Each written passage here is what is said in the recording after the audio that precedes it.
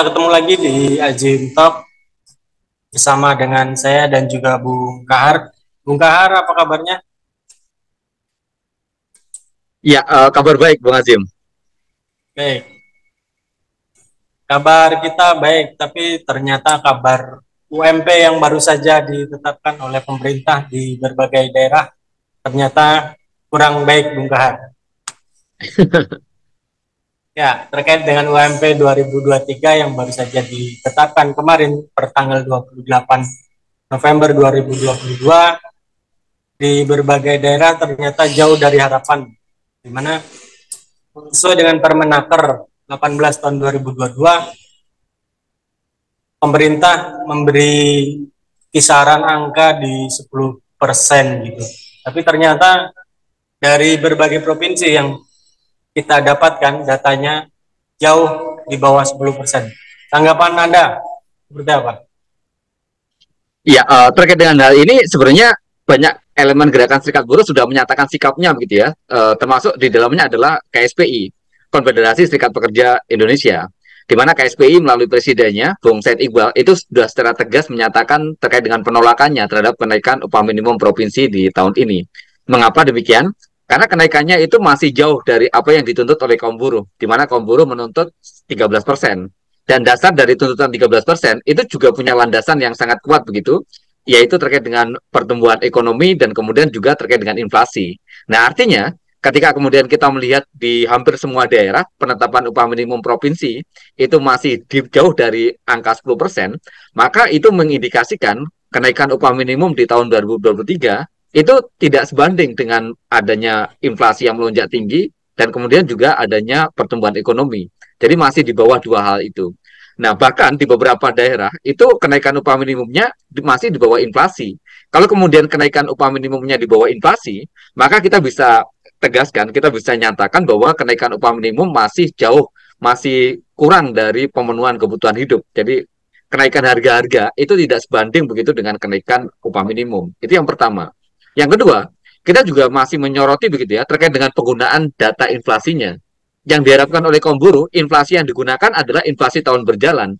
Artinya inflasi dari bulan Januari sampai dengan Desember 2022. Mengapa demikian? Karena kalau kemudian yang digunakan adalah inflasi September 2001 sampai dengan September 2022, itu dia tidak memotret terkait dengan kenaikan harga BBM.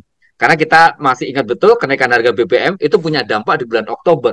Nah, padahal inflasi yang digunakan sekarang untuk penetapan upah minimum tahun depan itu inflasi di bulan September, artinya tidak memotret adanya kenaikan dari harga BBM.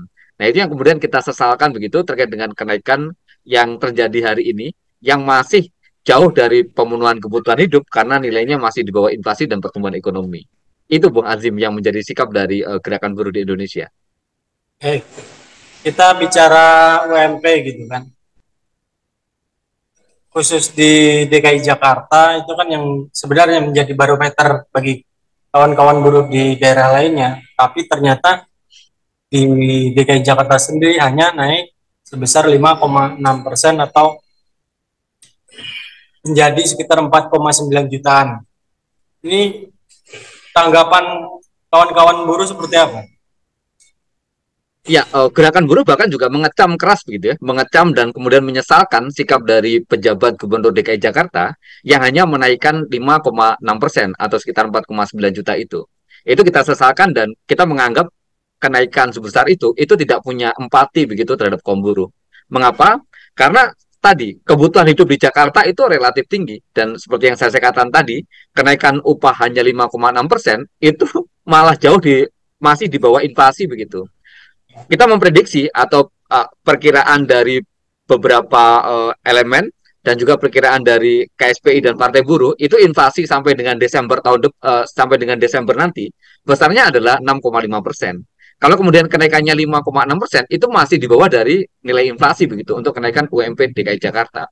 Yang kedua, Jakarta menjadi penting. Jakarta menjadi sangat apa namanya? Sangat penting untuk kita perhatikan karena yang Bung Azim katakan tadi, kenaikan upah minimum DKI Jakarta itu punya implikasi luas terhadap kenaikan upah minimum kabupaten kota yang akan ditetapkan pada tanggal 7 Desember nanti. upah minimum provinsi di beberapa daerah yang lain, misalnya di Jawa Tengah, di Jawa Barat, kemudian di Banten, dan di Jawa Timur, dan di beberapa provinsi yang lain, itu nggak begitu punya pengaruh yang signifikan begitu. Karena di daerah-daerah tadi itu ada upah minimum kabupaten kotanya. Sementara di DKI Jakarta itu ANSI yang akan digunakan adalah upah minimum provinsi DKI Jakarta. Dengan demikian, kalau kemudian DKI stuck di angka 5,6%, dia tidak punya kepedulian begitu terhadap permasalahan yang dihadapi oleh kaum buruh, maka daerah-daerah yang lain itu akan cenderung mengikuti apa yang diputuskan oleh DKI. Tapi kalau kemudian DKI berani memutuskan lebih besar, maka daerah-daerah yang lain juga akan punya keberanian begitu ya. Secara psikologis, kepala daerah di daerah-daerah yang lain itu juga akan punya kecenderungan untuk menaikkan juga lebih tinggi dari apa yang saat ini didiskusikan begitu. Dan itu mengapa kemudian kalau kita fokus terhadap DKI, itu sesungguhnya juga kita sedang memastikan agar kenaikan upah minimum di daerah-daerah yang lain juga punya dampak yang lebih baik, punya kenaikan yang signifikan begitu. Baik, benar. Khusus DKI sendiri kan sebenarnya terhitung rendah gitu ya, jauh dari apa yang sudah ditetapkan pemerintah melalui Permenaker. Lebih rendah lagi apa yang sebenarnya diinginkan oleh pengusaha. Gitu kan, justru mereka kepengennya pakai PP 36 gitu kan. Kita yang berharap dengan Permenaker aja masih belum mencapai angka 10% atau 13% menjadi tuntutan kita. Apabila pemerintah gitu kan ngikutin maunya pengusaha gitu, lebih rendah lagi. Sikap kita apa itu? Oh ya, terkait dengan sikap dari kalangan pengusaha yang masih ngotot menggunakan PP 36 dan mereka tidak mau menggunakan Permenaker nomor 18. Bahkan saat ini juga Permenaker nomor 18 dilakukan uji materi ke Mahkamah Agung oleh kalangan pengusaha, terutama Apindo. Kita juga menyesalkan begitu ya. Bahkan kalangan buruh mengatakan ini sikap yang serakah begitu. Mengapa di beberapa tahun terakhir kemarin kita juga mendapati kenaikan upah minimum sangat kecil sekali. Di beberapa daerah bahkan tidak ada kenaikan sama sekali begitu upah minimumnya. Dan kemudian kita juga masih mengingat dengan jelas bagaimana BPS kemarin mengumumkan terkait dengan pertumbuhan ekonomi. Kuartal ketiga itu pertumbuhan ekonominya 5,7, sangat baik sekali. Bahkan sampai dengan akhir tahun nanti itu diperkirakan pertumbuhan ekonomi Indonesia di angka 5%. Di 2023 bahkan IMF itu memprediksi ekonomi Indonesia tumbuh yang terbaik nomor 3 di seluruh dunia. Artinya indikator-indikator pertumbuhan ekonomi membaik. Pada saat yang sama inflasi tinggi. Artinya ketika inflasi tinggi itu ada kenaikan harga-harga. Nah, kemudian kalau pemerintah, maksud saya kalau Apindo, kalangan pengusaha masih menginginkan kenaikan berdasarkan PP 36 yang kenaikannya hanya di kisaran 2 sampai dengan 4%, itu ya benar-benar serakah begitu. Dia tidak mau berbagi dengan buruhnya. Itu poin pertama begitu yang ingin kita sampaikan. Nah, kemudian hal yang kedua yang juga kita mau kritisi adalah terkait dengan bagaimana kemudian sikap dari kalangan pengusaha yang akan menggugat terkait dengan penetapan upah minimum. Ini juga sesuatu yang kemudian kita sesalkan. Jadi dua hal itu yang saya kira menjadi basis kita, kritik kita kepada kalangan pengusaha yang mereka masih ngotot untuk memastikan agar upah minimum masih menggunakan PP 36. Karena kalau itu digunakan, sudah hampir pasti ada beberapa daerah yang tidak akan ada kenaikan upah minimum, terutama adalah daerah-daerah yang basis ininya apa namanya basis upah minimum sudah lebih tinggi dibandingkan dengan batas atas. Karena kan PP 36 mengenal batas bawah dan batas atas begitu. Itu yang kemudian menyebabkan tidak ada kenaikan di beberapa daerah. Yang itu juga kita tolak keras begitu kalau kemudian Apindo masih ngotot untuk menggunakan PP 36.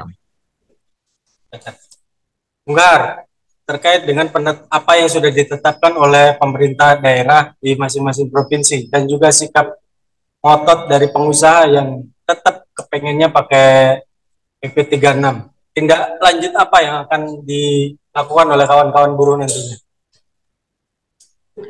Ya, saat ini yang dilakukan oleh gerakan buruh adalah menyerukan agar kepala daerah, terutama gubernur, itu melakukan revisi terhadap kenaikan upah minimum yang sudah diputuskan itu. Jadi bahkan kaum buruh mengatakan itu setidak-tidaknya adalah 13% begitu. Nah, khusus DKI Jakarta itu juga kita juga mendesak dengan sangat kepada pejabat gubernur DKI Pak Heru Budi untuk dia mau melakukan revisi terkait dengan penetapan upah minimum provinsi yang sudah ditetapkan. Besarnya sesuai dengan apa yang sudah diusulkan oleh Dewan Pengupahan Provinsi DKI Jakarta dari unsur serikat buruh, di mana unsur serikat buruh itu merekomendasikan begitu dalam rapatnya, dalam berita acaranya, kenaikan sebesar 10,55%. Jadi itu minimal yang harus dilakukan revisi oleh pejabat gubernur DKI Jakarta.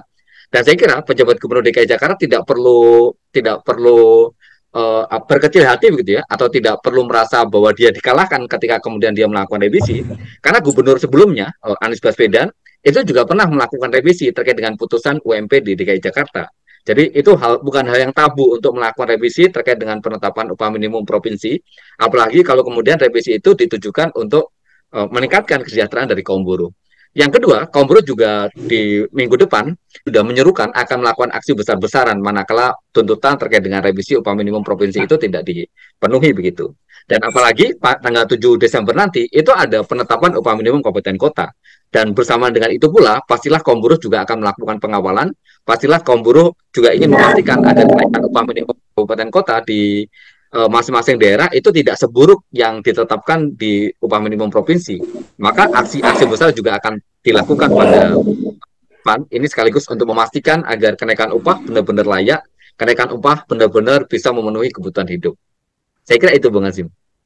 Baik, sebuah harapan besar dari kawan-kawan buruh bahwa para pemangku kebijakan di masing-masing daerah, khususnya DKI Jakarta, berani melakukan langkah revisi terhadap UMP yang baru saja ditetapkan, itu sekitar 10%. Kira-kira demikian, Bung Kahar. Ya, betul, betul. Baik, kawan-kawan, demikian tadi perbincangan kita. Mudah-mudahan apa yang kita perbincangkan hari ini menjadi sebuah semangat baru untuk terus berjuang meraih kesejahteraan. Demikian, kita ketemu lagi di episode berikutnya.